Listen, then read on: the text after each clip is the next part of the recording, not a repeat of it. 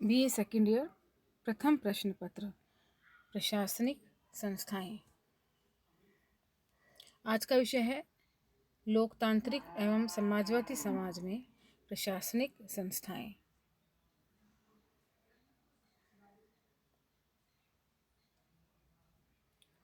आधुनिक युग में दो प्रकार की समाज की व्यवस्थाएं पाई जाती हैं, लोकतांत्रिक समाज व्यवस्था और समाजवादी समाज व्यवस्था।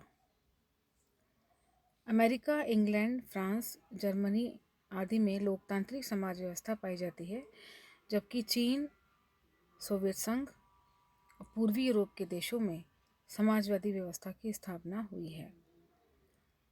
लोकतांत्रिक समाज व्यवस्था के बीज हमें जॉन लॉक, जे.एस. मिल, रूसो आदि के दर्शन में देखने को मिलते हैं। लोकतांत्रिक समाज में व्यक्ति को साध्य माना जाता है और राज्य को व्यक्ति के विकास का साधन। इसके विपरीत समाजवादी समाज में राज्य को साध्य माना जाता है और व्यक्ति को एक राज्य रूपी मशीन का एक पुर्जा। भारत जैसे तीसरी दुनिया के कुछ देशों ने मिश्रित अर्थव्यवस्था अपनाकर लोकतंत्र और समाजवाद के गुणों को अपूर्व मिश्रण करने का प्रयास किया है। भारत का संविधान और शासन व्यवस्था लोकतांत्रिक समाजवाद का एक अनुपम आदर्श है प्रस्तुत करते हैं। लोकतांत्रिक समाज की कुछ विशेषताएं होती हैं। पहला, कि लोकतांत्रिक समाज में लिए गए निर्णयों का आधार खुला विचार विनिमय होता है। लोकतंत्र में निर्णय चाहे किसी भी स्तर पर लिए जाएं, उनमें विचार विमर्श, वाद विवाद और समझाने बुझाने का अंश हमेशा प्रमुख रहता है।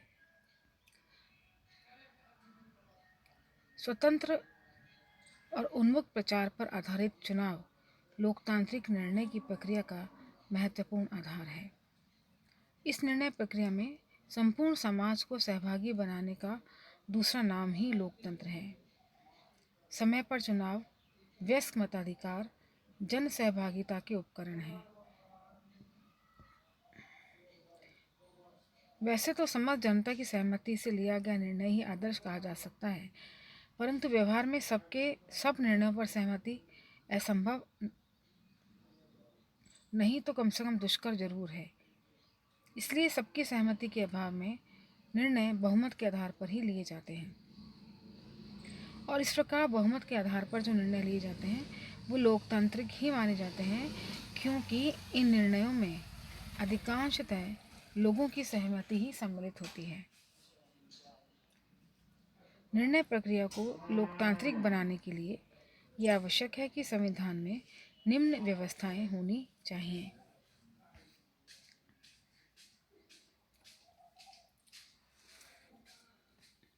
जनता के सामने प्रतियोगी विकल्पों, मताधिकार की पूर्ण समानता हो, निर्वाचन और निर्वाचित होने की पूर्ण स्वतंत्रता हो और प्रतिनिधित्व की अधिकतम समरूपता हो। किसी भी शासन व्यवस्था को लोकतांत्रिक तभी कहा जा सकता है जब राजनीतिक व्यवस्था में निर्णय लेने का कार्य जनता द्वारा निर्वाचित प्रतिनिधियों के द्वारा ही संपादित किया जाता है। अर्थात लोकतांत्रिक व्यवस्था में सरकार का गठन प्रतिनिधित्व के सिद्धांत पर होना चाहिए। लोकतंत्र की जीवन रेखा प्रतियोगी राजनीति है। राजनीतिक समाज में प्रतियोगी राजनीति व्यवस्था करने के लिए कुछ अनिवार्यताएं होती हैं, जैसे राजनीतिक गतिविधियों को पूर्ण स्वतंत्रता दी जानी चाहिए। 2 या 2 से अधिक प्रतियोगी दलों या समूह के रूप में विकल्पों की उपलब्धता होनी चाहिए। मताधिकार को पूर्ण स्वतंत्रता और समानता मिलनी चाहिए। प्रतिनिधित्व की अधिकतम एकरूपता होनी चाहिए और नियमबद्ध चुनाव होने चाहिए। लोकतंत्र एक आदर्श समाज वही है जहाँ हर व्यक्ति को समान अवसर मिलता है। हर व्यक्ति के व्यक्तित्व के विकास की उपयुक्त सामाजिक परिस्थितियाँ मौजूद होती हैं। शोषण नहीं होता है और समाज वर्ग विभाजित नहीं है। ही लोगों के पास राजनीतिक, आर्थिक और वैचारिक शक्ति न हो, बल्कि वो पूरे समाज में बिखरी हुई होनी चाहिए। अभावग्रस्त समाज लोकतांत्रिक समाज नहीं है।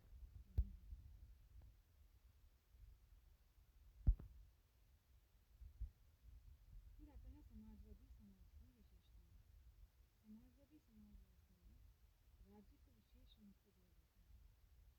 राज्य के माध्यम से ही समाजवाद लाने का प्रयत्न किया जाता है। राज्य का उपयोग समाजवादी व्यवस्था की स्थापना, पूंजीवादी व्यवस्था के अंत के लिए किया जाता है। उत्पादन के सभी साधनों का सामाजिक नियंत्रण होता है। समाजवादी समाज में राज्य द्वारा शक्तियों का प्रयोग इस प्रकार किया जाता है कि श्रमिकों को उचित वेतन मिले, उन्हें आवश्यक सुविधाएं प्राप्त हों और मुनाफाखोरी बंद की जाए।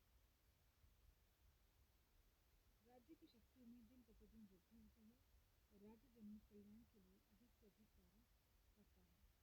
समाजवादी समाज के आर्थिक और सामाजिक कार्यक्रमों में राज्य को एक महत्वपूर्ण स्थान दिया जाता है। राज्य के द्वारा बड़े बड़े उद्योगों का राष्ट्रीयकरण किया जाना चाहिए और उद्योगों पर कड़ा नियंत्रण रखा जाना चाहिए। इसी समाज में यानी समाजवादी समाज में आर्थिक विषमता को दूर करने का भी प्रयास किया जाता है। धन का वितरण लोगों की योग्यता और कार्य के अनुसार करने के लिए अमीरों पर अधिक कर लगाया जाता है, ताकि उपलब्ध धनराशि को सामाजिक कल्याण के कार्यक्रमों पर खर्च किया जा सके। समाजवादी समाज में उद्योगों का राष्ट्रीयकरण कर दिया जाता है। भूमि का मालिक उससे बना जाता है जो भूमि पर काम करता है। जमींदारों की अधिक भूमि को राज्य द्वारा अधिग्रहित कर लिया जाता है और भूमिहीनों में बांट दिया जाता है। समाजवादी समाज में सभी के भरण पोषण का उत्तरदायित्व राज्य पर होता है। सभी को कुछ न कुछ काम देता है और यदि वह किसी कारण से काम देने में असमर्थ है तो भरण पोषण के लिए आवश्यक सहायता देता है।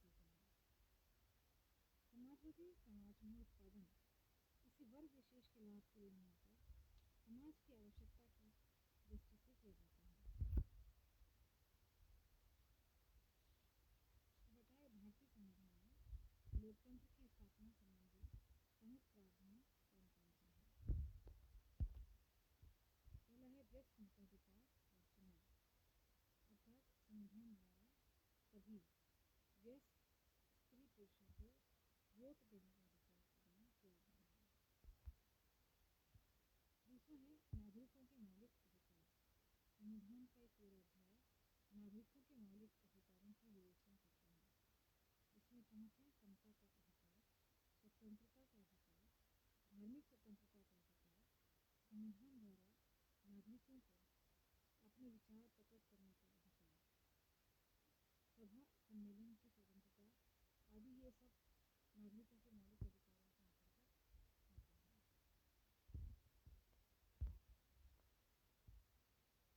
इसके बाद आता है उत्तरदायी कार्यपालिका। संसदीय प्रणाली होने के कारण मंत्रिमंडल लोकसभा के प्रति उत्तरदायी होता है और उसका विश्वास खो देने पर उसे त्याग पत्र देना पड़ता है। भारत में इस प्रकार की उत्तरदायी सरकार की व्यवस्था है। फिर आता है न्यायपालिका की स्वतंत्रता। स्वतंत्र न्यायपालिका लोकतंत्र का एक आधार स्तंभ है। भारत में न्यायाधीशों को स्वतंत्र निष्पक्ष बनाए रखने के लिए संविधान में प्रावधान किए गए हैं। उदाहरण के लिए उच्च न्यायालय एवं उच्चतम न्यायालय के न्यायाधीशों को महाभियोग के द्वारा भी हटाया जा सकता है। इसके अतिरिक्त वित्तीय संकट को छोड़कर किसी भी दशा में न्यायाधीशों के वेतन या भत्ते में कटौती नहीं की जा सकती है। यहाँ तक कि संसद को न्यायाधीशों की आलोचना करने की अनुमति भी नहीं है। फिर आता है पंचायती राज का ढांचा। लोकतांत्रात्मक शासन विकेंद्रीकरण पर बल देता है, इसलिए भारतीय संविधान में कहा गया है कि राज्य ग्राम पंचायतों का गठन करने के लिए प्रतिनिधि है। 73वें संविधान संशोधन अधिनियम के द्वारा भारत में पंचायती राज संस्थाओं को संवैधानिक दर्जा प्रदान किया गया है। संक्षेप में भारतीय संविधान संसदीय ढांचे के लोकतंत्र की स्थापना करता है। सच्चा लोकतंत्र संसदीय लोकतंत्र ही हो सकता है। इसमें बिना किसी हिंसात्मक प्रयासों से सरकार को बदला जा सकता है। चुनावों में जिन उम्मीदवारों से जनता का विश्वास प्राप्त होता है यही विजय होता है। लोकसभा में जिस दल का बहुमत होता है उसका नेता ही प्रधानमंत्री बनता है। इस प्रकार अपनी पसंद के प्रधानमंत्री के जरिए हम अपने ही ऊपर राज करते हैं, प्रशासन करते हैं। इसके बाद नेक्स्ट हम पढ़ेंगे भारत में समाजवादी